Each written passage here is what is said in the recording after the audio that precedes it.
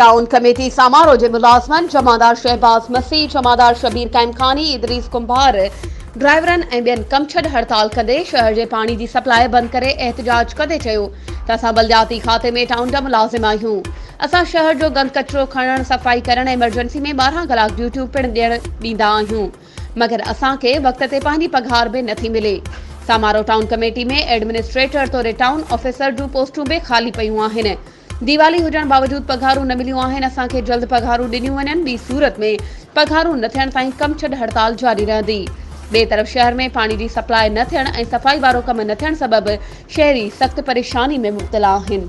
वधीक ख़बरुनि ऐं अपडेट्स जे लाइ असांजे चैनल खे सब्सक्राइब कयो ऐं हा, बेल आइकन खे प्रेस करणु न विसारिजो त जीअं असांजी हर नई अचण वारी वीडियो तव्हां ताईं पहुची सघे।